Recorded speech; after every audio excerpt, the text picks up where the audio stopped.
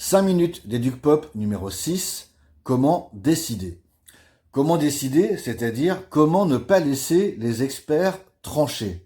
Comment prendre des décisions collectivement sans qu'une réunion ne soit qu'une simple chambre d'enregistrement des experts qui auraient déjà réfléchi à la question avant la réunion.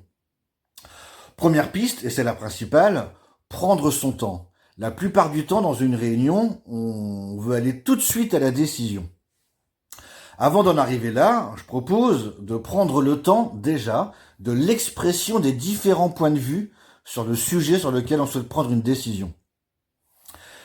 Deuxièmement, prendre le temps de l'analyse, de vérifier s'il y a des tensions ou des contradictions entre les différents points de vue. Prendre ensuite le temps de la délibération, c'est-à-dire quelles propositions pourrait-on formuler qui prennent en compte l'existence de ces différents points de vue et des tensions et des contradictions entre ces points de vue, avant d'en arriver à l'arbitrage. Deuxième piste, de choisir une modalité d'arbitrage, une manière de prendre les décisions. On peut distinguer ici deux grandes familles, le vote d'un côté, le consensus de l'autre. Le vote aurait le défaut d'écraser les voix minoritaires, là où le consensus aurait le défaut d'être chronophage.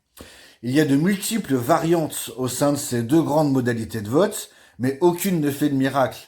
Rappelons-nous d'ailleurs que une décision collective, par essence, ne peut pas respecter l'ensemble des préférences individuelles.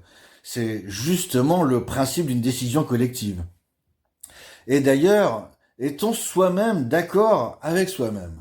Il arrive souvent qu'on soit en partie d'accord avec une décision et en partie pas d'accord. Alors une modalité qui permettrait de clarifier ou d'objectiver tout ça, c'est bien difficile. Troisième piste de réflexion, se rappeler le sens de la décision. Quand on prend une décision collective, il ne s'agit pas de faire plaisir à quelqu'un qui aurait proposé quelque chose. Il ne s'agit pas non plus d'éviter la frustration d'être mis en minorité sur quelque chose que l'on propose. Prendre une décision collective, c'est défendre l'intérêt général du groupe, c'est aller dans le sens de défendre la cause qui réunit le groupe. Dernière piste de réflexion, comment décider en veillant à ce que cette décision soit mise en œuvre par l'ensemble des personnes qui la prennent. C'est peut-être l'indicateur le plus intéressant sur une prise de décision. C'est à l'issue de cette prise de décision qui se sent garant de la mise en œuvre.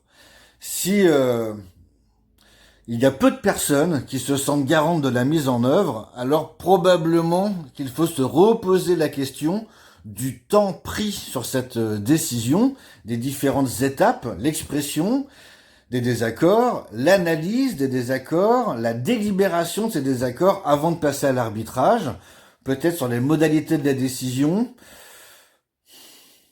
C'est en tout cas l'indicateur que je vous propose. Et pour terminer, avoir toujours une vigilance aux traces des prises de décision. Il est malheureusement fréquent que quelque temps après une prise de décision, on puisse se retrouver entre personnes d'un même groupe et dire mais on a pris cette décision-là, on a bien dit ça. Ah mais pas du tout, on n'a pas du tout dit ça, pas du tout. Alors, une grande importance et une grande vigilance sur les traces de nos prises de décision. À bientôt pour le numéro 7.